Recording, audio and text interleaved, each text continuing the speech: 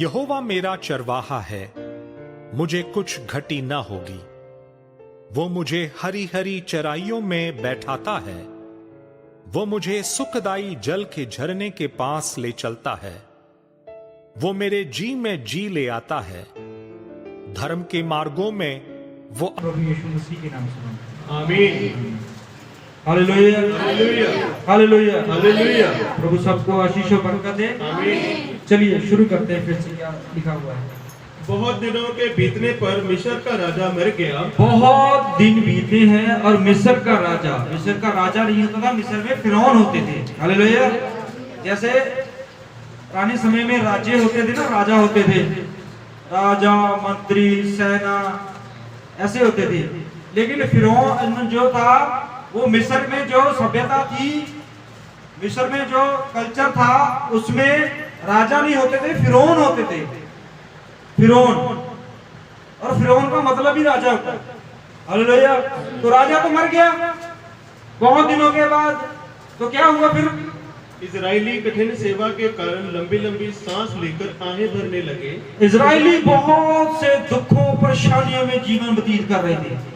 400 साल जो थे वो जिंदगी के बड़े कठिन और बड़े दुखों भरे जीवन में वो अपना जीवन व्यतीत कर रहे थे। बड़े दुखी परेशान लोग थे,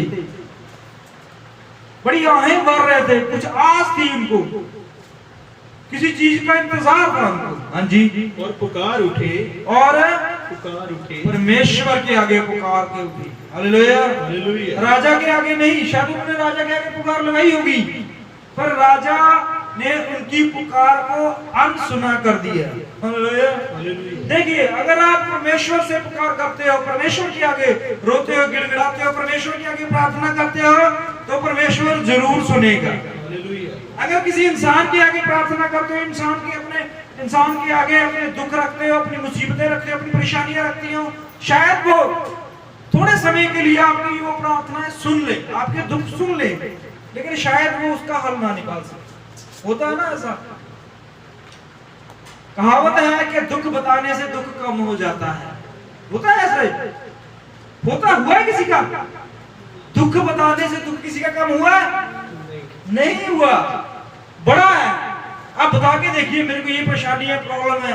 जो बंदा सुन रहा है, जिसको बता रहे हो, वो जाके 10 आदमियों को और बताएगा। अरे यार, वो तो रोता रहता है, जब मिलो वो रोता रहता है, परेशान रहता है, कंगाल रहता है, दुखी रहता है, बीमारी में रहता है, उससे तो बात करना, उसके खर्चा नहीं, वो 10 लोगों को और बताएगा। आपका दुख कम नहीं होगा, बढ़ जाएगा। हालेलुया। ऐसे होते ना, इंसान फायदा उठाते हैं।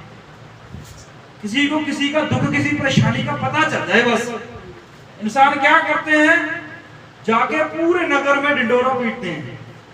हल नहीं करते, उसके दुख में शामिल नहीं होते, उसके दुख में खड़े नहीं होते, बल्कि उसके दुख का मजाक बनाते कि नहीं बनाते? हालेलुया। ये समय कुछ ऐसा चल रहा है जमीन पे, आप किसी को भी दुख, यहां तक तो सुख बता के देखिए। किसी इंसान को आपने कुछ गाड़ी ले ली है, आप बता के देखिए, वो आपकी बात सुनकर अंदर से जल जाएगा। इसने गाड़ी ले ली है, ये भिखारी बंदा, निकम्मा बंदा, ये घर के इसके मां के खाते थे, इसने गाड़ी ले ली है। मुंह पे चाहे आपको बोल दे बहुत अच्छी बात है, बहुत ऐसा कह सकता है, लेकिन दिल अंदर से वो जल रहा होता है, परेशान हो रहा होता है। ये बंदा कैसे आगे बढ़ गया? हालेलुया।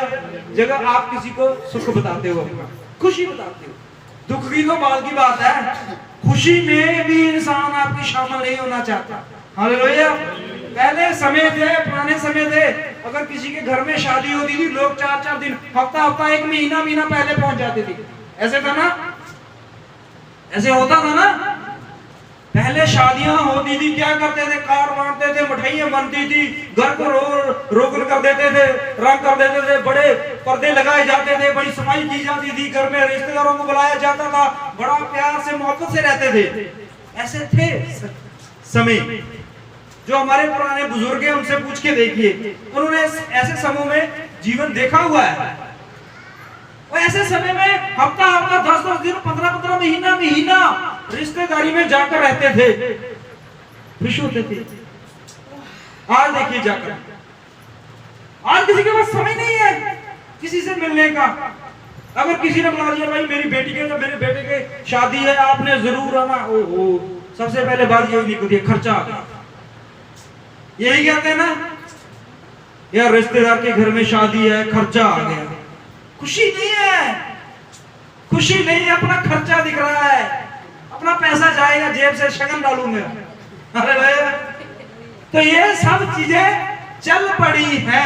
अरे भैया लेकिन दुखों पर कौन मन लगाएगा?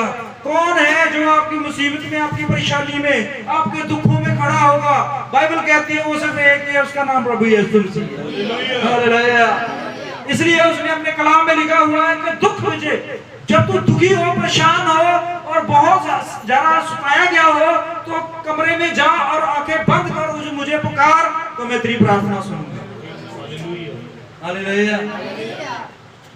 हन्ना की क्या प्रार्थना थी? हन्ना को कितने लोग जानते हैं? जानते ना हन्ना?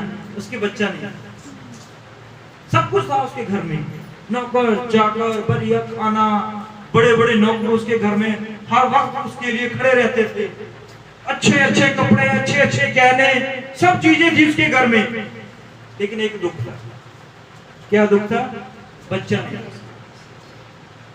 बच्चा नहीं था उसका दुख। उसने शायद बहुत सारे लोगों से बात की होगी, उसने डॉक्टर के पास जाके भी बात की होगी कि मेरी ये परेशानी है, मेरा ये दुख है, इसको कैसे मैं हल करूं, किस तरह इसका इलाज करूं, कैसे इसे छुटकारा पाऊं। लेकिन बाइबल कहती है कि किसी ने उसके दुख पर ध्यान नहीं दिया। हालेलुया। उसने अपने दुख को मिटाने के लिए पैसा भी पानी की तरह बहा दिया, बड़ी बड़ी दवाइयां खाई, बड़े बड़े डॉक्टरों बड़े बड़े ज्ञानवान लोगों से बड़े बड़े विद्वान लोगों से मिली वो, लेकिन कोई भी उसका पति भी इस दुख से उसे नहीं निकाल सका। हालेलुया। फिर बाइबल कहती है एक दिन ऐसा आया जब वो पूरे संसार को छोड़कर सिर्फ परमेश्वर के आगे अपना दुख रोने लगी। हालेलुया। और परमेश्वर ने उसके दुख को सुना और उसको एक बेटा दिया। हालेलुया।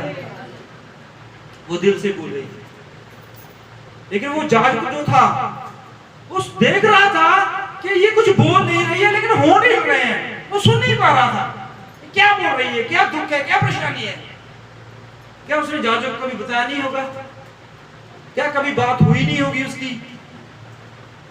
आपका जो दुख है, आपकी जो परेशानी है, क्या कभी आपने मेरे साथ बात नहीं की होगी, या किसी भाई बहन के साथ बात नहीं की होगी, या अपने किसी रिश्तेदार के साथ, या अपने किसी दोस्त के साथ, या अपनी वाइफ के साथ, या अपने हस्बैंड के साथ कभी किसी ने कोई दुख नहीं बताया होगा? बताने से क्या होगा? कम हो जाएगा, दुख तो वही रहेगा।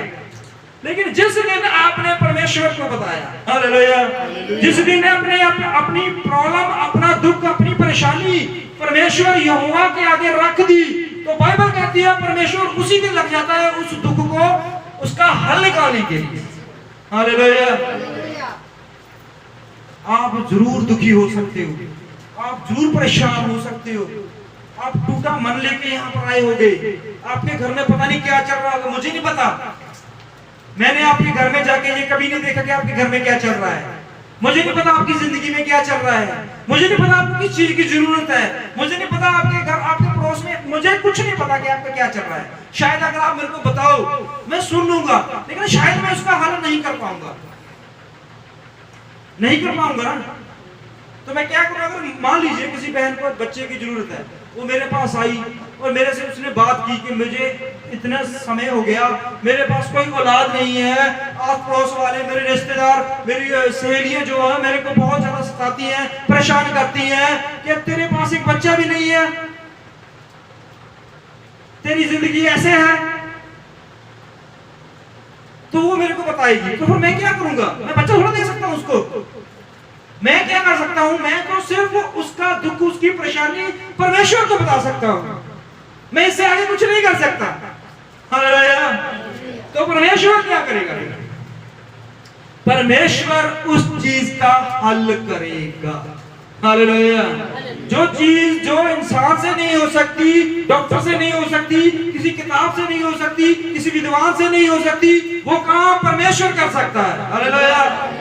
वो काम परमेश्वर परमेश्वर ही कर सकता है और वो काम किसी के हाथ में नहीं हो सकता। हालेलुया।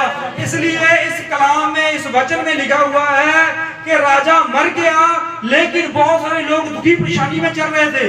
राजा उन प्रॉब्लमों को, उनके दुखों को हल करना चाहता होगा शायद, लेकिन वो उनके हल नहीं कर पाया। वो उनकी परेशानियों को ठीक करता करता करता करता खुद मर गया। फिर खड़ा हुआ परमेश्वर। हालेलुया। हम करते हैं ना ऐसा, हम अपना दुख किसी को बताते हैं, अपने अच्छे से अच्छे दोस्त। मान लीजिए क्या होता है, जब रास्ते में मैं जा रहा हूँ, रास्ते में गाड़ी में जा रहा हूँ, तो मेरा एक्सीडेंट हो गया, तो मैं अपना फोन निकाल के किसको फोन करूंगा जो मेरे जल्दी से जल्दी मेरे पास आए। जो मेरे 10 दोस्त हैं, मान लो मेरे 10 दोस्त हैं, मुझे पता है कि कौन सा दोस्त मेरे काम आ सकता है। 10 में से कौन सा मेरे लिए उसी वक्त टाइम निकालेगा और कौन मेरे इस प्रॉब्लम से, मुझे इस दुख से, इस घड़ी से मुझे निकालेगा, तो मैं उसको ही फोन लगाऊंगा ना। ऐसे ही करेंगे ना। अब क्या करोगे, आपकी प्रॉब्लम आ गई घर में, तो आप फोन लगा रहे हो उस बंदे को जो खुद परेशानी में है। आपके घर में कोई दिक्कत है, कोई परेशानी है, कोई दुख है, कोई मुसीबत है, तो आप क्या कर रहे हो, आप उसको फोन लगा रहे हो जो खुद परेशान है, जो खुद दुख में है, जो खुद भी अपनी जिंदगी को हल नहीं कर पा रहा।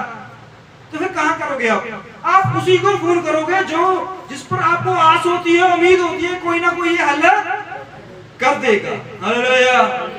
इसलिए इन लोगों ने राजा के ऊपर भरोसा रखा, बड़े बड़े मंत्रियों के ऊपर भरोसा रखा, इंसानों के ऊपर भरोसा रखा, ये चांद, ये सूरज, ये पृथ्वी पर भरोसा रखा कि शायद कोई हल हो जाए, शायद कोई हल हो जाए, शायद हम किसी इस बीमारी से, इस दुखों से, इस परेशानियों से निकल पाए।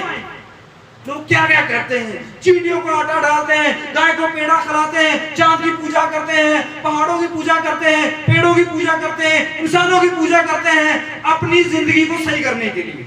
करते हैं कि नहीं करते? सब करते हैं ना। चींटियों को खाना खिलाओ, घर में खाना आएगा। हालेलुया। आ जाता है घर में खाना। चींटियों कितना खाना, 10 रुपए का खाना लगेगा शायद। अगर ऐसा हो तो सारी दुनिया चींटियों को खाना खिलाए। अगर गाय को पेड़ा खिलाने से आपका दुख, आपकी परेशानी, आपकी जिंदगी सफल होती हो, तो निकालिए पेड़े और चलिए। बहुत सारी गाय जो भूखे फिर रही है जमीन पर, खिलाइए, देखते हैं। वो तो खुद बेचारी भूखी है, वो खुद परेशानी में है, उनको खुद को चारा नहीं मिलता, रहने को जगह नहीं मिलती, पीने को पानी नहीं मिलता। वो आपकी जिंदगी कैसे हल कर सकती है? कर सकती है कि नहीं कर सकती? लोग सूरज को पानी देने जाते हैं, यहां से पृथ्वी पर सूरज को पानी देने जा सकता है कोई? अरे वहां पर तो साइंटिस्ट नहीं पहुंचे, तो आपका पानी कैसे पहुंच जाएगा? पेड़ों के आगे तेल इतना सारा लगाते हो, डोबते हो, पता नहीं क्या क्या करते हो। क्या वो पेड़ आपके सिर पे हाथ रख के बोला कि मैं आपकी प्रॉब्लम सॉल्व कर दूंगा, आपके दुख को ठीक कर दूंगा, आपकी जिंदगी को सही लाइन पे ले आऊंगा? देखना चाहते हो भाई क्या लिखा है वचन में? पढ़िए, निकालिए रोमी।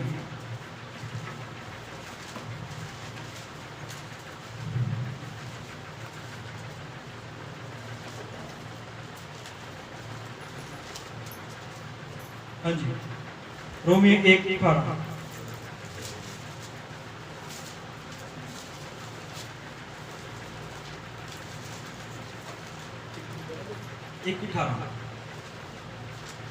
परमेश्वर का क्रोध तो उन लोगों की सब अभक्ति और अधर्म। परमेश्वर का क्रोध, क्रोध सुना है क्या? क्रोध क्या होता है? गुस्सा। जब आपको गुस्सा आता, जब इंसान को गुस्सा आता, फिर देखता नहीं कोई मेरा बेटा है, मेरी बेटी है, मेरी पत्नी है, मेरे रिश्तेदार है कोई, बस वो मारने पे तुल जाता है, गाली गलौज पे आ जाता है। ऐसा ही ना? अगर हम इतना क्रोध करते हैं, हम इतना गुस्सा करते हैं, हम बहुत ज्यादा कल्प जाते हैं, तो क्या परमेश्वर को गुस्सा नहीं आता? कलाम में लिखा हुआ है, क्या लिखा हुआ है? पढ़िए। परमेश्वर का क्रोध तो उन लोगों की सब अभक्ति। परमेश्वर का क्रोध आ गया है। बहुत सारे लोगों ने परमेश्वर को क्रोध दिलाया है। क्यों दिलाया है? पढ़िए आगे। हाँ जी। और अधर्म पर स्वर्ग से प्रकट होता है। कहां से आया क्रोध परमेश्वर का? स्वर्ग से क्रोध आया है परमेश्वर का, क्योंकि इंसानों ने परमेश्वर को क्रोध दिलाया है। किस तरह दिलाया है? देखिए, पढ़िए, बातें लिखिए। जो सत्य को अधर्म से दबाए रखते हैं। क्या क्या इंसानों ने परमेश्वर की सच्चाई को, परमेश्वर के वचन को, परमेश्वर के कलाम को, सच्चाई को छुपा दिया है, लुको दिया है, ढक दिया है। परमेश्वर इसलिए क्रोध में आ गया है। हालेलुया। इसलिए इंसान बीमारियों में, दुखों में, परेशानियों में, बहुत सारी जिंदगी में मर रहा है, टूट रहा है, बहुत ज्यादा जिंदगी जिल्लत वाली चल रही है। क्यों? क्योंकि परमेश्वर को क्रोध में दिला दिया। अब पेड़ के पक्षियों को देखिए, इनकी जिंदगी देखिए। पक्षियों के है कुछ चीज की टेंशन, कितने कैंसर है उनको, कितनी की बीमारियां हैं उनको, कितने घर में क्लेश है उनके। पशु पक्षियों को देखा है आपने? क्या किया उन्होंने क्या किया? कुछ किया बुरा? इंसानों ने परमेश्वर के सत्य को छुपा दिया है, लुको लिया है। इसलिए परमेश्वर का क्रोध इंसानों के ऊपर आ गया है। इसलिए इंसान मर रहे हैं, बीमारियों में मर रहे हैं, भूख से मर रहे हैं, इधर बहुत सारी गंदगी से मर रहे हैं। इंसान पूरी पृथ्वी पर मिटते जा रहे हैं। पता है आपको क्यों? क्योंकि परमेश्वर को गुस्सा दिलाया है, परमेश्वर को क्रोध में लेके आए हो। क्योंकि उन्होंने परमेश्वर का जो वचन है, परमेश्वर का कलाम है, उसको बदल दिया है। कैसे? पढ़िए। इसलिए कि परमेश्वर के विषय का ज्ञान, हाँ जी, उनके मनों में प्रकट है। हाँ जी, क्योंकि परमेश्वर ने उन पर प्रकट किया है। परमेश्वर ने आपको सब कुछ बताया हुआ है, लेकिन फिर भी इंसानों ने परमेश्वर के वचन को, परमेश्वर के उस प्रकाश को लुको दिया है, परमेश्वर के प्रकाश को बदल दिया है। उनके मनों में पता है कि एक परमेश्वर है जो पूरी पृथ्वी को चलाता है। सब इंसान कहते हैं कि एक परमेश्वर है। अब मानते हो ना, हर एक इंसान मानता है एक परमेश्वर है, लेकिन पूजा पेड़ों की भी करते हैं, जानवरों की भी करते हैं, सूरज की भी करते हैं, चांद की भी करते हैं, मनुष्यों की भी करते हैं, पानी की भी करते हैं। तो परमेश्वर कहां गया?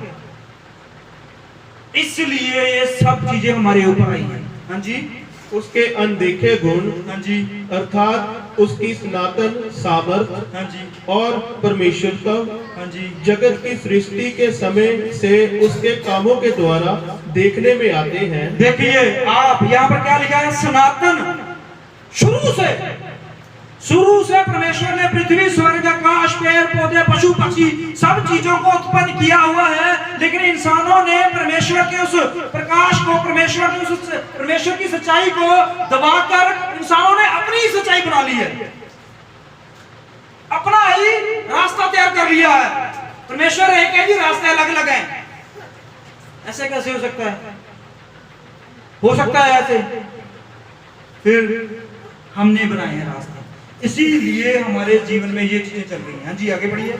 यहाँ तक कि वे निरंतर हैं। हाँ जी, इस कारण के परमेश्वर को जानने पर भी उन्होंने, हाँ जी, परमेश्वर के योग्य बढ़ाई और धन्यवाद ना किया। क्या किया? परमेश्वर को जानते हैं ना, परमेश्वर को जानते जरूर है, परमेश्वर की आराधना भी करते हैं। एक कसाई से लेके एक महागुरु तक सब परमेश्वर को मानने वाले हैं। कोई कह सकता है कि परमेश्वर को नहीं मानता? जो कसाई होता है वो भी सुबह उठ के परमेश्वर के आगे प्रार्थना करता है। एक चोर भी है जिसने सुबह रात को चोरी करने जाना है, वो भी परमेश्वर के आगे प्रार्थना करके जाता है। एक डॉक्टर जिसने पेड़ के में बच्चा है उसको काट के निकालना है, वो भी परमेश्वर के आगे अरदास करके जाता है। छोटे से लेके बड़े तक हर इंसान परमेश्वर को मानता है, लेकिन अपनी रीति से, अपने हिसाब से। हाँ जी, परंतु व्यर्थ विचार करने लगे। क्या करने लगे? व्यर्थ विचार। इंसानों ने व्यर्थ अलग ही विचार बना लिए अपने मन में। वो सोचते हैं शायद परमेश्वर ऐसे खुश हो जाएगा, तेल चढ़ाने से, झाड़ू चढ़ाने से, नमक चढ़ाने से, आटा डालने से, चावल डालने से। ऐसे नहीं खुश हो सकता। रिश्वत दे रहे परमेश्वर। 50 रुपए का आटा लेकर परमेश्वर को रिश्वत दे रहे हो कि परमेश्वर आपके काम सीधे कर दे। वह भी सोच आपकी, इंसान की सोच देखिए। 50 रुपए का आटा लेके 100 रुपए का आटा लेके आप सोचते हो कि परमेश्वर आपके जीवन में लाखों का काम सीधा कर दे, करोड़ों की संपत्ति आपको दे दे, आपके जीवन में बीमारियां हटा दे, आपको दुखों से निजात कर दे, आपके जीवन में खुशी लेके आए 100 और 50 के लिए। रिश्वत यहां चलती है पृथ्वी पर। हालेलुया। हेलमेट नहीं डालते हो तो पुलिस पकड़ लेती है, उसको 100-50 या चालान भर के आप छूट सकते हो। कोई सरकारी काम करवाना है उसमें थोड़ी सी रिश्वत देके काम करवा सकते हो, लेकिन परमेश्वर का काम नहीं होता रिश्वत से। रिश्वत इस जमीन पे चलती है, परमेश्वर की वहां नहीं चलती। परमेश्वर को किस चीज से खरीद सकते हो बताइए? पैसे से? वहां पर कौन सा पैसा चलता है भाई? नमक से? वहां पर परमेश्वर की चीज की नमक की जरूरत है, वो सब्जी बनाने लगा हुआ उसका नमक कम हो गया। तेल की? परमेश्वर को तेल की कमी है, नमक की कमी है, आटे की कमी है, चावल की कमी है, किस चीज की कमी है? किस चीज की? परमेश्वर को किसी चीज की कमी नहीं है, बल्कि वो तो पत्थर में बैठे हुए जीव को भी खाना देता है। हालेलुया। माँ के गर्भ में जो बच्चा है उसको नमक, उसको चीनी, उसको हर चीज वो पेट में मुहैया करवाता है। करवाता नहीं करवाता? तो क्या देखो परमेश्वर को रिश्वत देके आप खरीद सकते हो परमेश्वर को?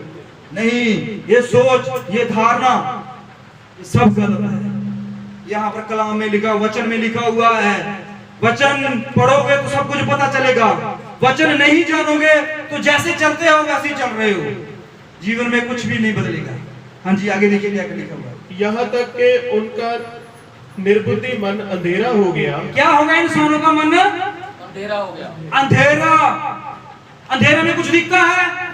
आप जिसकी मर्जी पूजा की जाइए, जिसको मर्जी तेल चढ़ाओ, जिसको मर्जी आटा दो, जिसको मर्जी पैसे दो, अंधेरे में कुछ नहीं पता चलता कि आप किसकी पूजा कर रहे हो। जब आपका मन में अंधेरा है तो आप ज्योति को कैसे पा सकते हो? आप उस रोशनी को कैसे पा सकते हो? उस प्रकाश को कैसे पा सकते हो जो स्वर्ग से आता है? जब मन ही अंधेरे में है। अगर हमारे मन में ही बुराई है तो क्या हम अच्छा चीज सोच सकते हैं? नहीं सोच सकते ना। अच्छे पेड़ को कभी बुरे फल लगते हैं? अमरूद के दरख्त को, चाहे आम का दरख्त लो, आम के पेड़ को कभी आपने कड़वा फल लगा हुआ देखा है? कड़वा फल कौन सा होता है, बता सकता है? कौन सा कड़वा फल? कोई भी? करेला फल? हाँ, करेले चलो बोलो, सब्जी है वैसे तो करेला, करेला बोलो। आम के पेड़ को कभी आपने करेले लगे हुए देखे? कड़वा है ना, लगे हुए देखे? और करेले के वेल को कभी आपने आम लगे हुए देखे? तो फिर क्या होगा? जब हमारा मन अंदर से, हमारा बीज जो है वो ही अंधेरे में है, वही कड़वा है, तो हम अच्छा फल कैसे लेके आ सकते हैं? हम इस जीवन में अच्छी तरह कैसे चल सकते हैं? हम अपने बच्चों को अच्छी राहों पर कैसे चला सकते हैं जब हमारा अंदर से ही मन कड़वा है? और हम चाहते हैं कि हम हैं करेले और हम आम बनना चाहते हैं। आम बनना चाहते हैं ना? हम हैं करेले, करेला सोचता है नहीं मैं आम बनूंगा, मैं आम बनूंगा, मैं सबको मीठा स्वाद दूंगा। हो सकता है ऐसे? नहीं हो सकता ना। आम बोलना मैंने कड़वा होना है, मेरे को बहुत तंग करते हैं, कभी मिक्सर में डाल के मुझे घुमा देते हैं, कभी फ्रूटी बना देते हैं, कभी मुझे पीस काट के बना देते हैं, कभी ऐसे कर देते हैं, कभी बोलते हैं ज्यादा खा जाते हैं तो फिंसियां आ जाती हैं, गर्मी बढ़ जाती है। आम अगर ऐसे सोचे तो, इसलिए जब आपका मन अंदर से मीठा नहीं है तो बाहर से आप मीठे कैसे हो सकते हो? इसलिए मन को बदलना पड़ेगा। कैसे बदले? क्या कोई ऑपरेशन करवाए? जब किसी डॉक्टर से दवाई खाए? जब कोई किताब पढ़े? नहीं, आपको एक के पास जाना पड़ेगा, उस परमात्मा के पास जिसका मन पवित्र और शुद्ध है। उसका मन ही पवित्र और शुद्ध है और वही आपके मनों को शुद्ध कर सकता है। अब यहाँ पर क्या हुआ है कि इंसानों के मन अंधेर हो चुके हैं और अपने ज्ञान में, अपने समझ में इंसान क्या सोच रहे हैं? पढ़िए, वे अपने आप को बुद्धिमान जताकर मूर्ख बन गए। क्या सोच रहे हैं? समझदार है। इंसान सोच रहा मैं बहुत समझदार हूँ, मैं बड़ा ज्ञानवान हूँ, मैं लोगों को भरमा देता हूँ, मैंने बड़ी बड़ी दवाइयों की खोज कर दी है, मैंने बड़ी बड़ी मशीनें बना दी हैं, मैंने बड़े बड़े महल बना दिए हैं, बड़ी बड़ी बिल्डिंगें तैयार कर दी हैं। इंसान सोचता है, ये इंसान की निगाह में है। हम एक पढ़े लिखे इंसान को क्या समझते हैं, वो यार बहुत पढ़ा लिखा इंसान है ना, हम उसके सामने ऐसे झुक के चलते हैं। पढ़ा लिखा है, ज्ञानवान है, बहुत अकल है इसको, लेकिन बाइबल बताती है कि वो क्या है, मूर्ख। लगता है देखने में वो बहुत ज्ञानवान है, समझदार है, अकलमंद है, लेकिन कलाम उसको मूर्ख बोलता है। हालेलुया। तो फिर कैसे अकलमंद बने, कैसे ज्ञानवान बने? पढ़िए आगे, और भी बहुत कुछ है। हाँ जी। और अविनाशी परमेश्वर की महिमा को नाशवान मनुष्य, हाँ जी, और पक्षियों, देखो उन्होंने क्या किया इंसानों ने, परमेश्वर जिसका नाश नहीं हो सकता, जिसको कोई मार नहीं सकता, जिसको कोई खत्म नहीं कर सकता, जिसका कोई वजूद नहीं मिटा सकता, इंसानों ने उस परमेश्वर को कैसे बदल दिया? इंसानों में। किस चीज में? पढ़िए, नाशवान मनुष्य, उनको नाशवानों में। जो परमेश्वर नाश नहीं हो सकता, खत्म नहीं हो सकता, बर्बाद नहीं हो सकता, मिट नहीं सकता, इंसानों ने उसको मिटने वाला परमेश्वर बना दिया। कैसे? इंसानों की पूजा करके।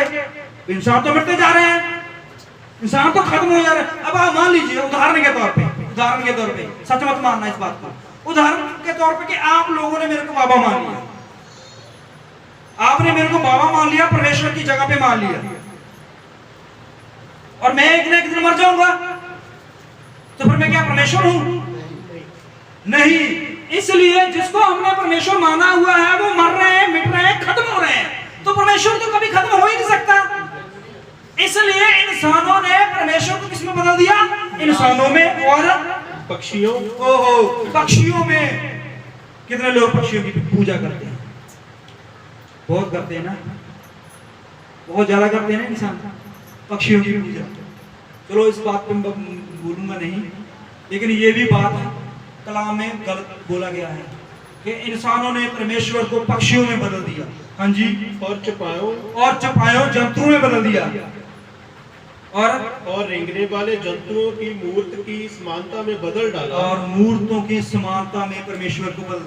वो परमेश्वर जिसने पूरी कायनात को बनाया है, सूरज चांद सब चीजों को तैयार किया है, उसको इंसानों ने क्या बना दिया? मूर्त में बना दिया, कैलेंडर में बना दिया, हाथों से तैयार कर दिया। क्या ये हमने ठीक किया है? नहीं। क्या कोई इंसान अपने बाप को बना सकता है? एक भी इंसान इस जमीन पृथ्वी पर हुआ है जिसने अपने बाप को बनाया हो? नहीं। तो फिर हमने उस परमेश्वर को कैसे बना दिया जिसने पूरी कायनात और हमको भी बनाया है? उसको हम कैसे बना सकते हैं? हम थोड़ी सी मिट्टी लेते हैं और उसका परमेश्वर बना देते हैं, थोड़ा सा कैलेंडर लेते हैं उसका परमेश्वर बना देते हैं, और उसके आगे फल, फ्रूट, धूप, तेल, पता नहीं क्या कुछ रखते हैं, पैसे, और सोचते हैं हम मन में सोचते हैं कि हम बहुत सारी पूजा करते हैं, बहुत सारा परमेश्वर को मानते हैं, बहुत समय परमेश्वर को देते हैं, हम ऐसा सोचते हैं। लेकिन क्या लिखा हुआ वचन में कि उनका मन अंधेर हो गया है, उन्होंने परमेश्वर के सच को लुको लिया है, दबा लिया है, अलग कर दिया है, और अपने हिसाब से परमेश्वर को मानना शुरू कर दिया है। उन्होंने सोचा ना वो परमेश्वर है भाई, वही बोलता ना आप वहां पर जाओ, उसमें बड़ी शक्ति है, वहां पर परमेश्वर है। नहीं आप बोलते नहीं वहां पर नहीं, वहां पर जाओ। लेकिन आप जब इस शरीर को छोड़ के वहां जाओगे जहां कोई नहीं जा सकता, जब वहां पर जाओगे फिर क्या बोलोगे? क्या करके आओ नीचे? थोड़ा समय निकालिए, सोचिए क्या बोलोगे परमेश्वर? हम वहां पर नीचे जाकर क्या करके आए हैं? हमने परमेश्वर के उस वचनों को माना है जो परमेश्वर कहता है, हम तो अपनी मर्जी से हिसाब से चल रहे हैं। अब किताब में लिखा 2 और 2 4 होते हैं, हम बोलते हैं हम नहीं मानते 2 और 4 होते हैं, हम मानते हैं 2 और 2 6 होते हैं, 2 और 2 5 होते हैं, कोई मानेगा 2 और 2 8 होते हैं, कोई मानेगा 2 और 2 10 होते हैं। तो पास हो जाएगा? नहीं। जो किताब में लिखा हुआ है वही मानना पड़ेगा ना, वही मानना पड़ेगा ना।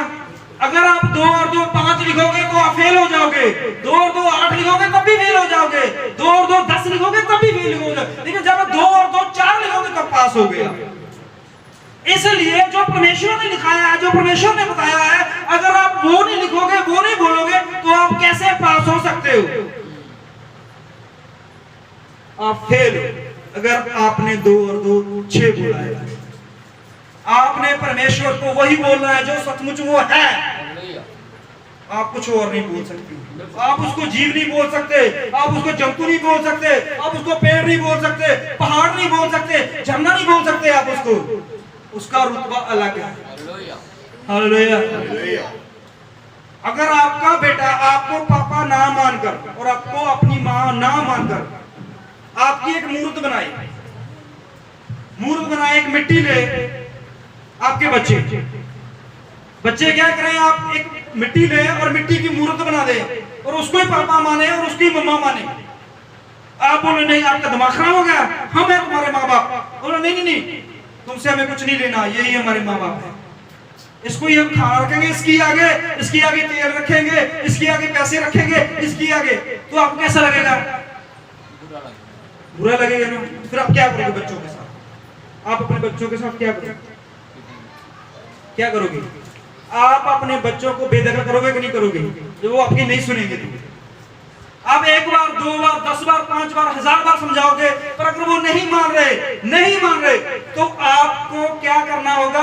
आपको एक सरकार का नियम उसकी पालना करनी होगी और उसके मुताबिक आपको उनको बेदखल करना होगा। अभी मेरी जो जमीन है, मेरी जो जायदाद है, मेरी जो संपत्ति है, उसमें ये मेरे बच्चे जो है हिस्सेदार नहीं है। ऐसा ही होगा ना?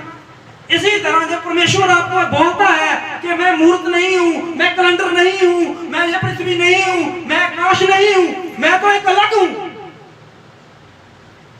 पर आप मान ही रहे।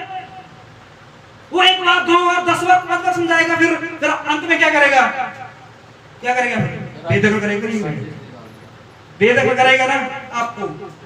इसलिए आज हम बेदखल हैं उसके घर से, उनकी आशीषों से, उसके नाम से बेदखल हैं। इसलिए परमेश्वर ने हमें छोड़ दिया है। पढ़िए आगे। हाँ जी।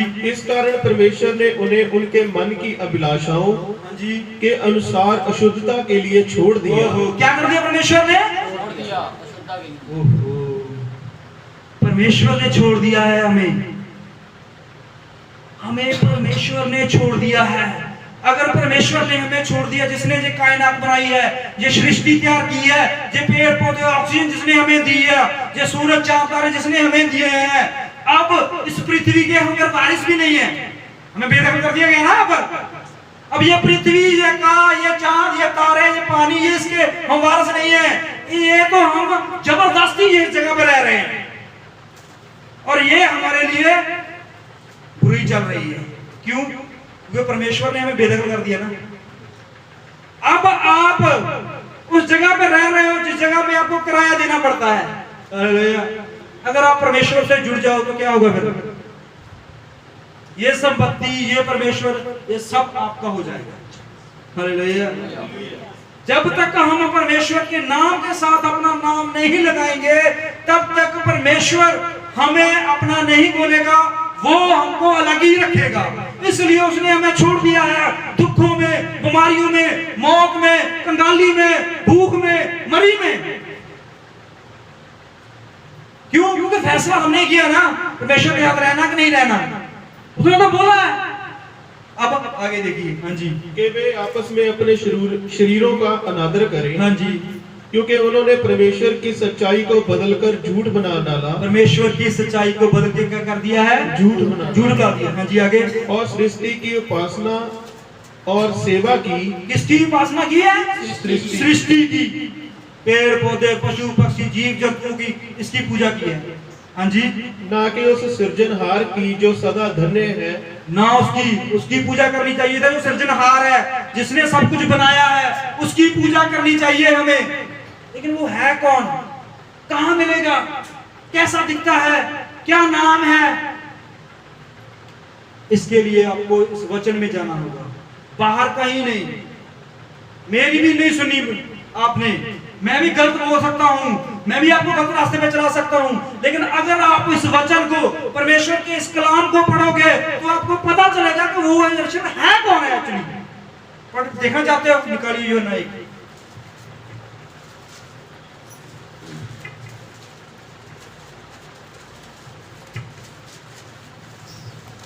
और उसकी दो है।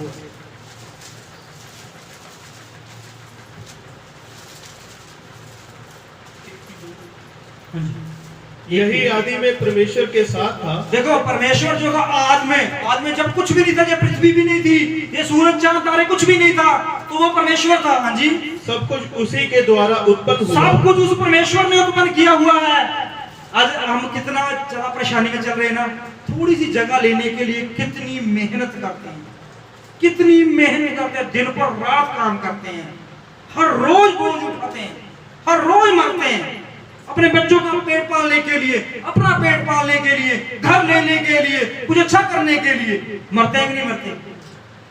लेकिन जिसने सब कुछ बनाया है वो बोल रहा है, सुनिए। हाँ जी, और जो कुछ उत्पन्न हुआ, जो कुछ उत्पन्न हुआ उसमें से कोई भी वस्तु, हाँ जी, उसके बिना उत्पन्न नहीं हुई। जो कुछ भी आप देख रहे हो वो सब चीजें पैदा करने वाला वो परमेश्वर है। हाँ जी, उसमें जीवन था, 10 वह जगत में था।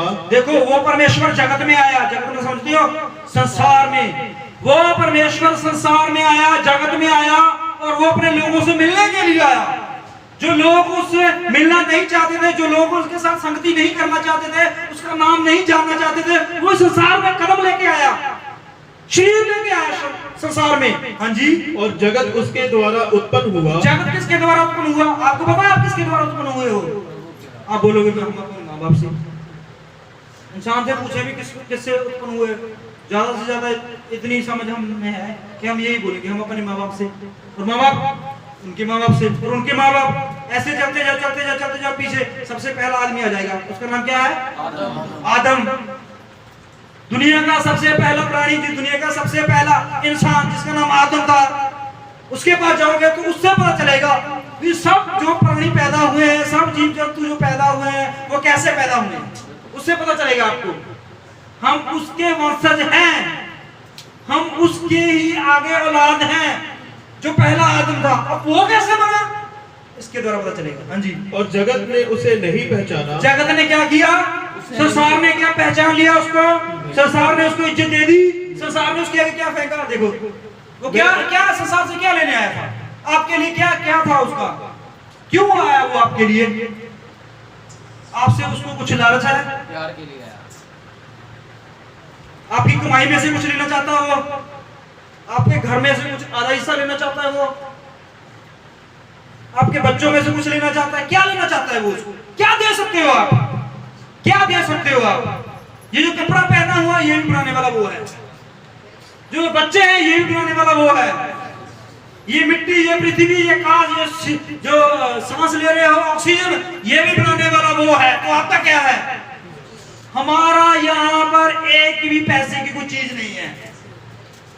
बड़े बड़े राजा, बड़े बड़े महाराजा, बड़े बड़े ज्ञानवान तब दर्शी जमीन पर आए जिन्होंने बड़ी बड़ी चीजें बना दी हैं, लेकिन वो सब चीजें छोड़ के चले गए। कहां चले गए? क्यों नहीं वो जीवित रहे? क्यों नहीं उसने लंबी उम्र अपनी ली? क्यों नहीं उन्होंने मृत्यु में विजय पाई? क्योंकि वह सब जो थे वो परमेश्वर को नहीं जानते थे, लेकिन जितने जानते थे उनके लिए परमेश्वर कुछ है। हाँ जी, वह अपने घर आया, वह अपने घर आया, और उसके अपनों ने उसे ग्रहण नहीं किया।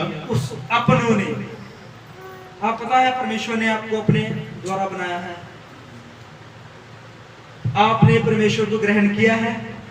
आपने ग्रहण किया परमेश्वर को। हालेलुया। अब आपके लिए क्या है? देखिए, जितनों ने परमेश्वर को ग्रहण किया है, हाँ जी, परंतु जितनों ने उसे ग्रहण किया, जितनों ने उसको ग्रहण किया, उसने उन्हें परमेश्वर के संतान होने का अधिकार दिया। जितनों ने परमेश्वर को ग्रहण किया, परमेश्वर को माना, परमेश्वर को अपने दिल में रख लिया, परमेश्वर ने उनको क्या कर दिया है? अपनी संतान, अपने बच्चे, अपनी औलाद, अपने वारिस होने के लिए बना लिया।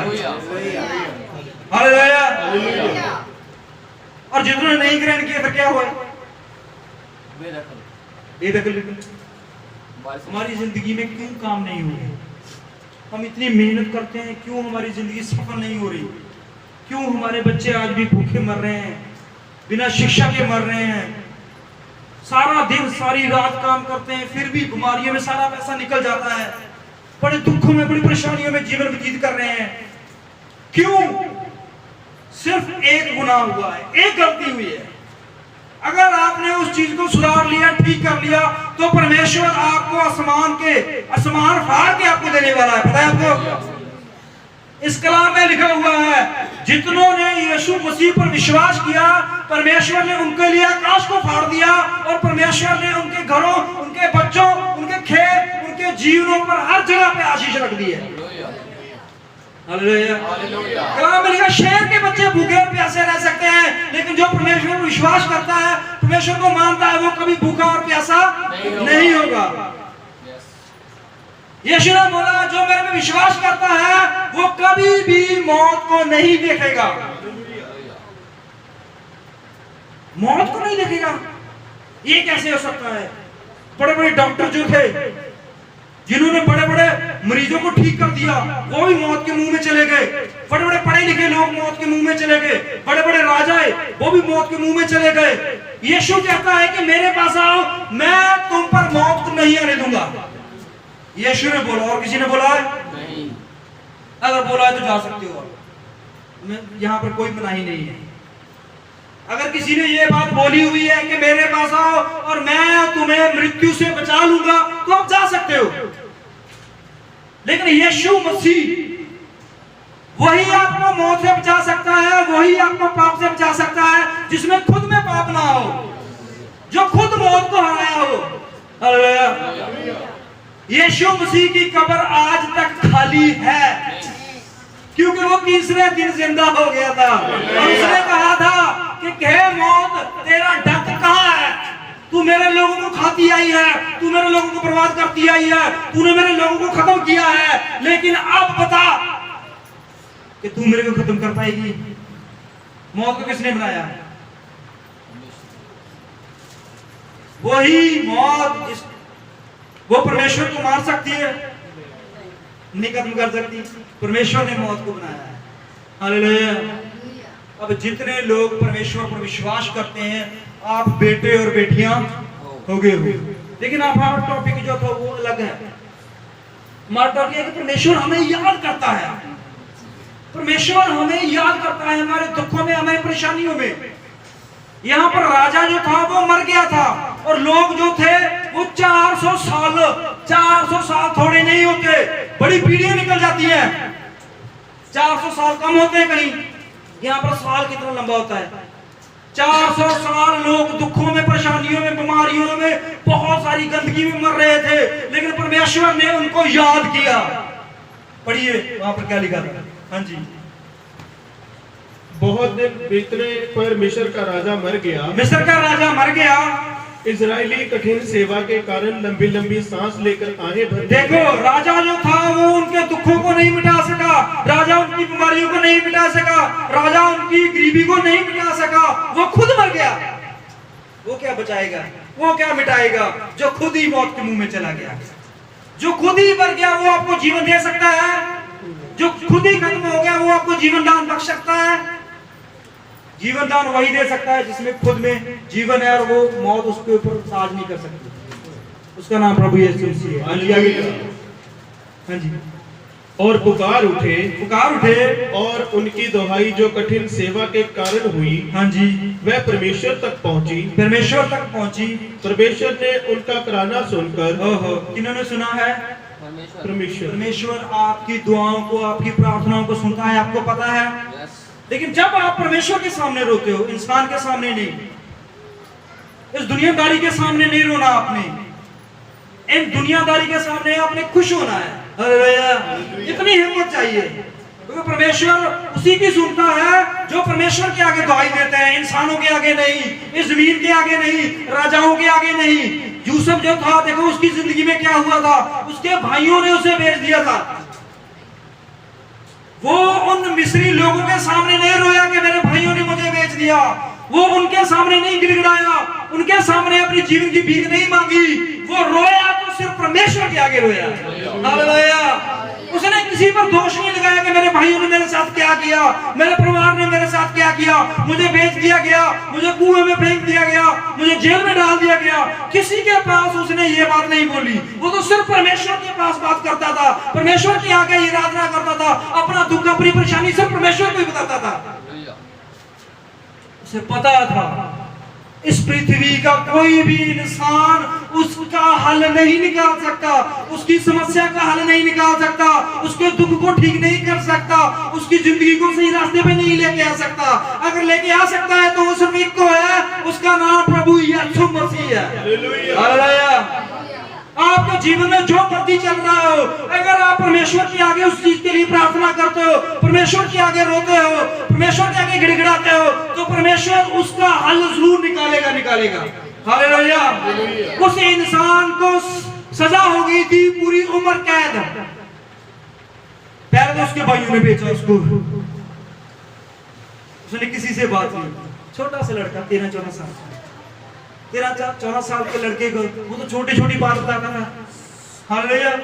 वो तो ऐसा लड़का था कि वो तो अपने सुपने भी अपने अंदर नहीं रख पाता था, ऐसा आदमी था वो। उसके जो दिल में था वो मुंह पे था। यूसुफ नाम था उसका।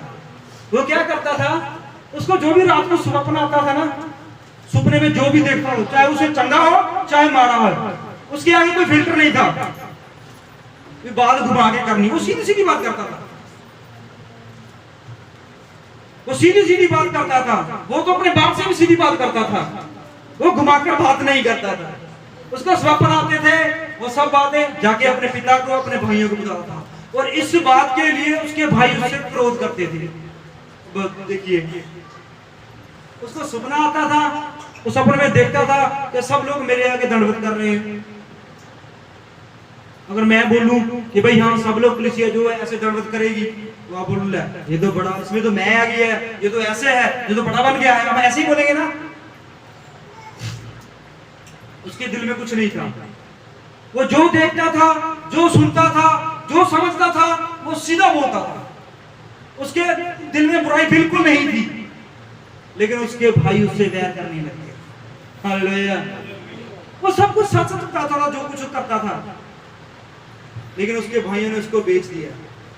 उसके भाइयों ने पहले उसको खूह में डाला, खूह में फेंक दिया, खूह में रो रहा है। 13 साल का लड़का, 14 साल का लड़का, उसके जीवन की देखो, वो अपने भाइयों के आगे रोया नहीं है, वो चुप कर बैठा रहा वहां पर। उसने सोचा, उसने देखा कि परमेश्वर जो है, तू मेरी दुआई को सुन सकता है, तू मेरी जिंदगी को देख सकता है, तू मेरी जिंदगी को बदल सकता है, तू मेरे दुखों को छुटकारा दे सकता है। हालेलुया। तो क्या हुआ, जब उसको खूह से निकाला और 20 सिक्कों में बेचा गया, तो वो मिस्र के लोगों के जो लोग थे वहां गए, तो उन लोगों को, इश्माएलियों को वो बोल सकता था कि मेरे भाइयों ने मुझे बेचा है, मेरे पिता के पास मुझे लेके चले जाओ, वो मेरा घर है, वो मेरा घराना है। वो बोल सकता था, नहीं बोल सकता था, पर फिर भी नहीं बोला। उसने दिल में रखा। वो अगर बोलता था तो परमेश्वर से बोलता था, अगर वो खुश होता था तो उस खुशी में परमेश्वर को शामिल करता था, अगर वो दुखी होता था तो परमेश्वर को शामिल करता था, अगर कमजोर होता था तो परमेश्वर से बात करता था, अगर रोता था तो परमेश्वर से बात करता था, कोई काम करता था तो परमेश्वर से बात करके उस काम को शुरू करता था। जिंदगी का हर कदम वो सिर्फ परमेश्वर को आगे रख के चलता था। हालेलुया। और परमेश्वर ने उसको क्या बना दिया, कुएं से निकाल के राजा बना दिया। हालेलुया। क्या इंसान कोई कर सकता है? नहीं।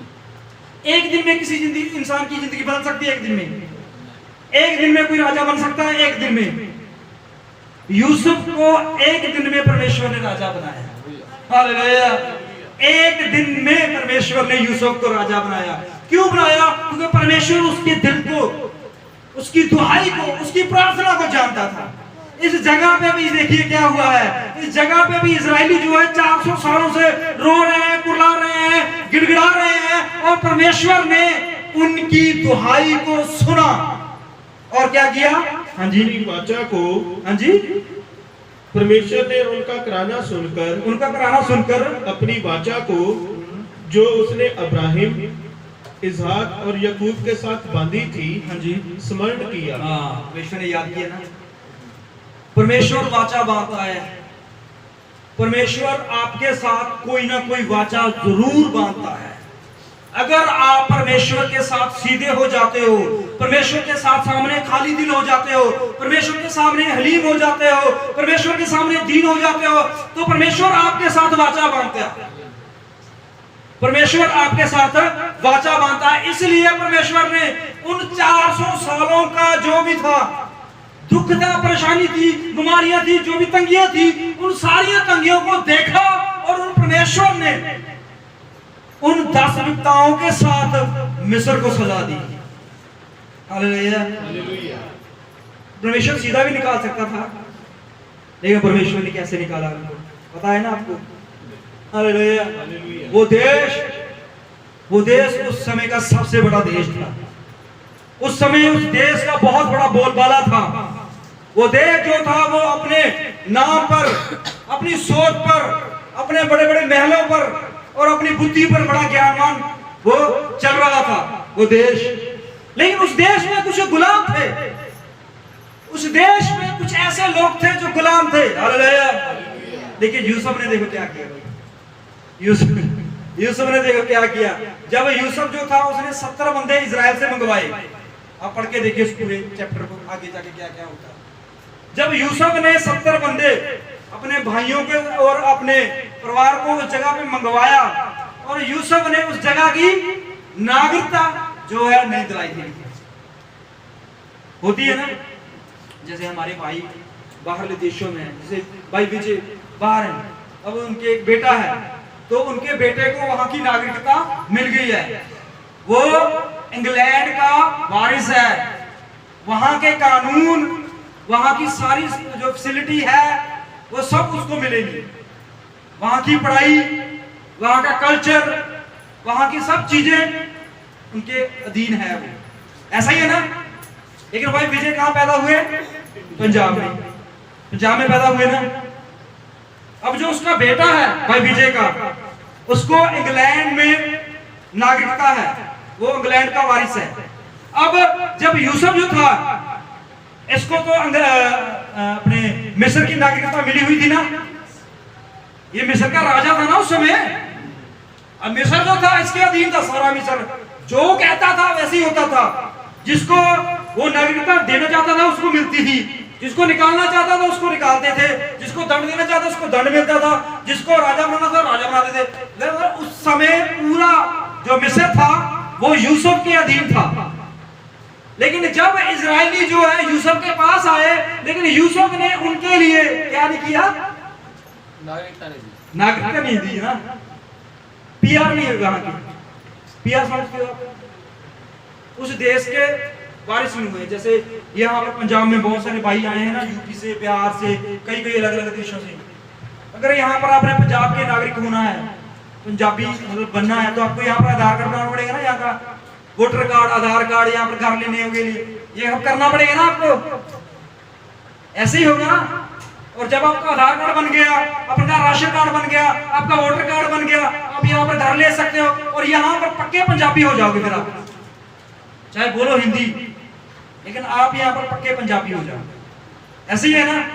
अब मिस्र में गए यूसुफ के परिवार, वहां पर भी यूसुफ को ये करना चाहिए था कि उनको वो नागरिकता दे देते, पर पता नहीं परमेश्वर की क्या मर्जी थी। लेकिन समय बीतता गया, यूसुफ भी चला गया और उसके पीछे बहुत सारे राजे भी चले गए। लेकिन एक समय ऐसा आया जब बहुत सारे जो आगे फिरौन आए, उन्होंने इजरायलियों के ऊपर बहुत ज्यादा जुल्म किया, इजरायलियों के ऊपर बहुत ज्यादा कष्ट डाला और इजरायली जो थे वो 400 साल गुलामी में रहे और परमेश्वर की दुहाई देते थे। वो मिस्र के लोग उनके ऊपर बहुत ज्यादा अत्याचार करते थे, लेकिन वो फिर भी परमेश्वर के आगे गिड़गिड़ाते थे, परमेश्वर के आगे रोते थे। फिर परमेश्वर ने एक दिन उनको याद किया और इब्राहिम, इसहाक, याकूब के साथ जो वाचा बांधी थी परमेश्वर ने, उसको स्मरण किया। हालेलुया। परमेश्वर याद करता है। एक चीज और देखना चाहते हैं हम, निकालेंगे उत्पत्ति उसका 19, उत्पत्ति 19। मुझे लगता है चैप्टर ये फिर रह जाएगा। उत्पत्ति 19 और उसकी 29। और ऐसा हुआ कि जब परमेश्वर ने उस तराई के नगरों को, हाँ जी, जिनमें लूत रहता था। देखो क्या हुआ, जिन नगरों में लूत, इब्राहिम का भतीजा था ना ये लूत, जिस नगरों में रहता था, परमेश्वर ने उन नगरों को क्या कर दिया? उल्ट पुल्ट कर नष्ट कर दिया। उल्ट पुल्ट करके नष्ट कर दिया परमेश्वर ने। परमेश्वर ने उस नगर को, नगर नहीं आया, नगरों के बहुत सारे नगर जो थे, जैसे लुधियाना, पंजाब, बथेरे है ना, लुधियाना में कितने सारे नगर हैं, उसी तरह वहां पर भी बहुत सारे नगर थे और परमेश्वर ने उन सब नगरों को उल्ट पुल्ट कर दिया। पर क्यों? पढ़िए। तब उसने अब्राहिम को याद करके लूत को उस घटना से बचा लिया। अब्राहिम को याद किया है लूत के बारे में। हालेलुया। परमेश्वर ने इब्राहिम को याद किया है और इस रीति से उसने लूत को बचाया है। इसी तरह परमेश्वर जो है हमारे सारे कामों को, हमारी सारे दुखों को, परेशानियों को याद करता है जो हमने परमेश्वर के लिए किए हैं। आपने अगर परमेश्वर के लिए एक कदम बढ़ाया है, परमेश्वर के लिए कुछ समय निकाला है, परमेश्वर के इस घर में आए हो, तो क्या लगता है आपको कि परमेश्वर इस बात को भूल जाएगा? नहीं भूलेगा। इंसान भूल जाता है। इंसान की समझ बहुत कम है। उसको तो ये नहीं पता कि परसों हमारी सब्जी क्या बनी हुई थी, उसको तो ये नहीं पता कल शाम को मैंने क्या खाया था। इंसान की तो इतनी आदत है। हाँ, किसी के पैसे लेने या देने हो फिर याद है, ये नहीं भूलता इंसान, है ना।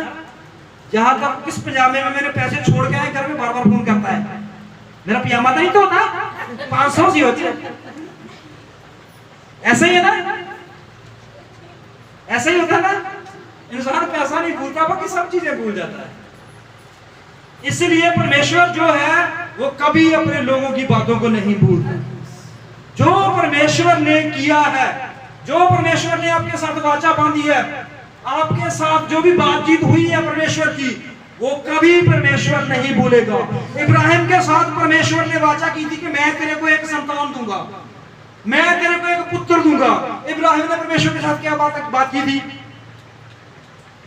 कि प्रभु मेरे को तूने धन दौलत, बहुत सारी जमीन जायदाद, बड़ा नाम, बड़ा ऊंचा सब कुछ कर दिया है मेरे पास, लेकिन प्रभु फिर भी एक कमी है मेरे पास। प्रभु कहता बोल, कहता है सारी जमीन, सारी जायदाद, सारी संपत्ति जो है इसका वारिस तो मेरा नौकर होगा, क्योंकि मेरे पास औलाद नहीं है कोई। परमेश्वर ने कहा तेरे एक बेटा होगा। बेटा कब हुआ? 25 साल के बाद। 25 साल के बाद परमेश्वर ने उसको बेटा दिया और उसने याद रखा था। देखो इब्राहिम ने परमेश्वर की उस वाचा को याद रखा था, परमेश्वर के ऊपर पूरा भरोसा रखा था। उसने कहा था कि परमेश्वर जो है उसने मेरे साथ एक वाचा बांधी है, उसने मेरे साथ एक कोवेनेंट किया है, उसने मेरे साथ एक विश्वास करके एक बात कही थी कि जब मैं तेरे को बेटा दूंगा तो वही तेरी पूरी जमीन जायदाद संपत्ति का वारिस होगा। हालेलुया। और इब्राहिम की उम्र पता कब कितनी थी जब उसको बेटा मिला? 100 साल। ये कैसे हो सकता है? आज के समय में तो 35 40 साल के बच्चे नहीं होते। आज के समय में देखो बच्चा लेना कितना मुश्किल है ना। हालेलुया। डॉक्टरों के पास जाते थे, दवाइयां खाते हैं, इधर उधर लोगों के पास जाते हैं, सियाने लोगों के पास जाते हैं, सुनते हैं, ये करते हैं, बड़ा कुछ करते हैं। उम्र कितनी है अभी? 30-40 साल, इससे भी कमी होगी, बच्चे नहीं है। परमेश्वर ने इब्राहिम को 100 साल में बेटा दिया। हालेलुया। जब उसकी आंखें धुंधली हो गई थी, जब उसका मांस गलना शुरू हो गया था, दाढ़ी पूरी सफेद हो गई थी, वो लाठी के साथ चलता था, परमेश्वर ने तब उसको बेटा दिया। हालेलुया। यहाँ तक के उसकी जो घरवाली थी उसको महीने का जो समय था वो भी आना बंद हो गया था। हालेलुया। ये कैसे हो सकता है? ये तो डॉक्टरी फेल हो गई यहाँ पर। ये हो सकता है ऐसे? इंसान से नहीं हो सकता, दवाई से नहीं हो सकता, किसी बात से नहीं हो सकता, लेकिन परमेश्वर से सब कुछ। हालेलुया। परमेश्वर ऐसा ही काम करता है। जहां इंसान की सोच खत्म हो जाती है, जहां इंसान की बुद्धि खत्म हो जाती है, जहां इंसान की ताकत खत्म हो जाती है, वहां पर परमेश्वर का काम शुरू होता है। हालेलुया। इंसान जो है वो किसी हद तक जा सकता है, परमेश्वर सब हद तक जा सकता है। उसके सामने कोई हद नहीं है, वो सब हदों को पार कर सकता है। हालेलुया। इंसान के आगे हद है।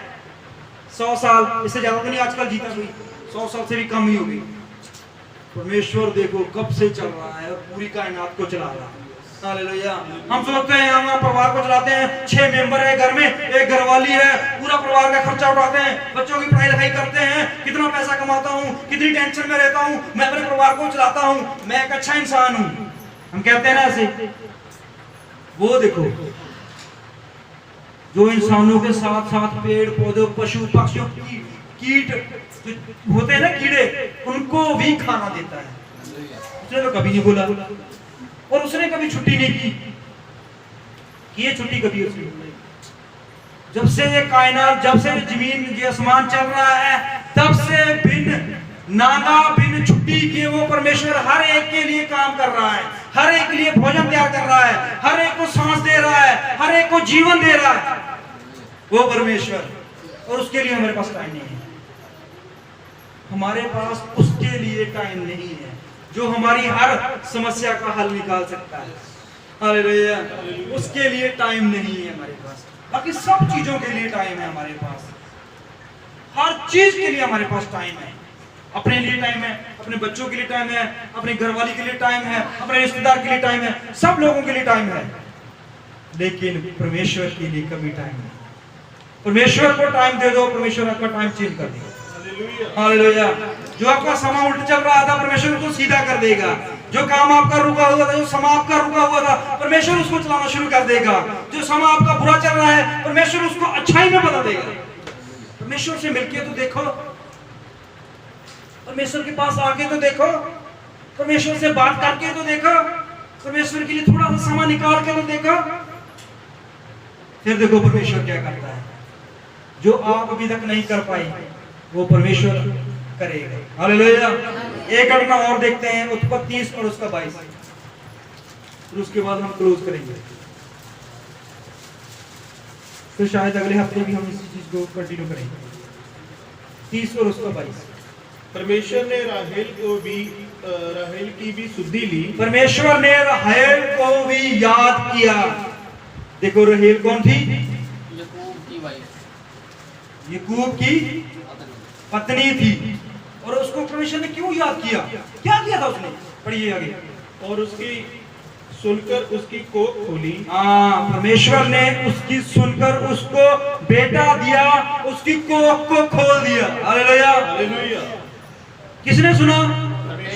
उसके पति ने सुना, उसकी माँ ने सुना, उसके भाई ने सुना, उसमें किसी रिश्तेदार ने सुना।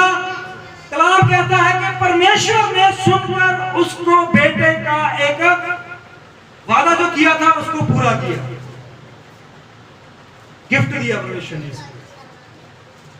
परमेश्वर क्या आपकी जो मुश्किलें हैं, जो मुसीबतें हैं, जो तंगियां हैं, जिसकी चीज आपकी, जो आप एक उम्मीद, एक आस लाई बैठे हुए हो, क्या वो परमेश्वर नहीं पूरी कर सकता? थोड़ा सा समय तो निकाल के देखिए।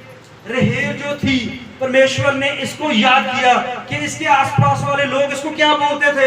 इसको कोई घर नहीं बुलाता था, इसकी सहेलियां इसको बात बोलती थी, इसके बच्चा नहीं था, इसकी बहन इसको ऐसे बोलती थी, उसके इतने सारे बच्चे थे, लेकिन फिर भी ये परमेश्वर के ऊपर भरोसा रखी बैठी हुई थी। हालेलुया। इसने कहा जो मेरे को बोले, जो मर्जी दुनिया में को कहे, जो मर्जी कुछ हो जाए, लेकिन मैं तो सिर्फ अपनी बात परमेश्वर से ही कहूंगी। हालेलुया। और परमेश्वर ने इसको याद करके इसकी कोख को खोला और इसको बच्चा पैदा हुआ। किसने किया? परमेश्वर। इंसान सब कुछ नहीं कर सकता, इंसान की कुछ हदें हैं, उससे पार नहीं जा सकता, लेकिन परमेश्वर हर हद को पार कर सकता है। परमेश्वर के आगे कुछ भी नहीं है। वो आपको जीवन भी दे सकता है, वो आपको मृत्यु से भी आजाद कर सकता है, वो आपको अपने घर में भी लेके जा सकता है, वो आपके घर के हालात बदल सकता है, वो आपको बीमारी से निकाल सकता है, वो आपके बच्चे को चंगा कर सकता है, वो आपके बच्चे को बच्चा दे सकता है। आपको क्या कुछ नहीं कर सकता? पूरा कलाम खोल कर देख लीजिए जमीन पर कि जितने बंदे इस जमीन पर आए हैं और जिन्होंने परमेश्वर को विश्वास किया है, परमेश्वर ने उनके हालात बदले हुए हैं। हालेलुया। उनके हालात बदले परमेश्वर ने। एक दानियल था जिसको शेरों के आगे फेंका गया। क्या था उसका कसूर? वो सिर्फ परमेश्वर पर भरोसा करता था। राजा ने बोला, देख तू एक अच्छा इंसान है, तू एक पढ़ा लिखा इंसान बुद्धिमान ज्ञानवान इंसान है, लेकिन फिर भी तूने राजा की बात को ठुकराया है, ये अच्छी बात नहीं है। उसने क्या बोला कि राजा देख, तू एक इंसान है, राजा तेरे पास बहुत सेना हो सकती है, तेरे पास बहुत सारे हथियार हो सकते हैं, तेरे पास बहुत सारी बुद्धि हो सकती है, लेकिन मेरे पास तो सिर्फ एक ही है और उसका नाम परमेश्वर है। हालेलुया। मैं तो सिर्फ उसके आगे सिजदा करूंगा, उसके आगे ही झुकूंगा। राजा कहता है अच्छा ऐसी बात है तो इसकी सजा तुझे पता क्या है? राजा का जो वचन तोड़ना, उसकी सजा थी कि शेरों के गुन्ने में फेंक देना। उसको फेंक दिया। वो बड़ा बड़ा मंत्री था, वो राजा का राइट हैंड था। राजा ने एक बार भी नहीं सोचा कि इसने मेरा कितना काम किया। देखो, राजा ने एक बार भी नहीं सोचा कि कितने कितने बड़े बड़े सपनों का इसने अर्थ बताया था, कितनी कितनी लड़ाइयों से इसने मेरे को जीत दिलाई थी, कितनी कितनी ज्ञान की बातें इसने मेरे को सिखाई थी, कितना कुछ इसने मेरे राज्य के लिए किया है, कितना सोना, कितना चांदी, कितना कुछ मेरे परिवार के लिए, मेरे राज्य के लिए, मेरी सेना के लिए इस बंदे ने किया है। उसने एक बार भी नहीं सोचा और उसने उसको पकड़ के शेरों के घुरने में फेंक दिया। हालेलुया। राजे ने उसकी सारी मेहनत को तुच्छ जाना, राजा ने। हालेलुया। लेकिन एक था जो उसकी मेहनत को जानता था, एक था जो उसकी मेहनत का असर उसको देने वाला था, एक था जो उसको उस शेरों को बचाने वाला था। हालेलुया। राजा भी अब शेर के मान में जाकर उसको नहीं निकाल सकता था। कोई मंत्री, कोई तलवार, कोई भी चीज अब शेर के आगे से उसको नहीं निकाल सकती थी। सिर्फ एक ही था जो उसको बचा सकता था और जिस पर उसने भरोसा किया था। उसने राजा को पीछे करके अपने परमेश्वर को ऊपर किया था। हालेलुया। और उसी परमेश्वर ने राजा के सामने उस दानियल को जिंदा करके दिखा दिया, शेरों के सामने। पता नहीं कितने दिन से वो शेर भूखे थे। वो शेर, एक भी शेर उस दानियल को खाने के लिए नहीं आया। परमेश्वर ने उन शेरों के मुंह को बंद कर दिया। देखिए, हालेलुया। शैतान आपको मारने आता है। इस शैतान आपके जीवन में, आपके बच्चों के ऊपर, अपनी जिंदगी के ऊपर, आपकी मेहनत के ऊपर, आपके परिवार को खाने के लिए आता है। लेकिन जब आप परमेश्वर को अपना पूरा परिवार, अपना जीवन, अपना सारा कुछ परमेश्वर के हाथों में दे देते हो, शैतान आपको टच भी नहीं कर सकता, छू भी नहीं सकता। क्योंकि जितनों ने परमेश्वर पर विश्वास किया है, परमेश्वर ने उनको अपने बेटे और बेटियां होने का हक अदा किया है। किसी की जरूरत नहीं है कि वो कोई आपको टच कर जाए, आपको छू जाए, आपको मार जाए। कोई भी ऐसी चीज नहीं है। हालेलुया। तो फिर किस चीज का डरना है? इंसानों से मत डरिए। इंसान ज्यादा से ज्यादा क्या कर सकते हैं? इस शरीर को खत्म कर सकते हैं, इस शरीर को दुख दे सकते हैं, आत्मा को तो नहीं दे सकते ना। उस परमेश्वर से डरिए जो परमेश्वर आपके शरीर को और आपकी आत्मा दोनों को बचा सकता है। हालेलुया। बहनों, भाइयों, एक समय है जो हमने इस संसार को दिया। अब थोड़ा सा समय हम परमेश्वर को दें, कुछ समय निकालें कि हम परमेश्वर के लिए अपना जीवन रखें और परमेश्वर के आगे हम अपनी जरूरतें, अपने दुख, अपनी परेशानियां रखें। देखिए, परमेश्वर आपको जरूर ठीक करेगा। आइए हम अपनी आंखों को बंद करें और उस परमेश्वर के आगे प्रार्थना करें जिसका नाम प्रभु यीशु मसीह है। क्या आपकी क्या दिक्कत है, क्या परेशानी है, मुझे नहीं पता। अपनी आंखें बंद कीजिए और परमेश्वर से कहिए कि हे प्रभु, तू जो भी है, मैंने तेरे आज कलाम से जाना है पिता परमेश्वर कि तू स्वर्ग में रहता है और तेरा नाम प्रभु यीशु मसीह है। हे पिता, मेरा ये दुख है, मेरी परेशानी है, मेरी बीमारी है, मेरी कठिनाई है, प्रभु मैं तेरे आगे रखता हूँ। हे पिता परमेश्वर, तू मेरे इस दुखों से मुझे निकाल, मुझे निजात दे, मेरे जीवन को सही कर, मेरे ऊपर कृपा कर, रहम कर परमेश्वर। प्रभु जी, तू मेरी प्रार्थना को सुन, जिस तरह तूने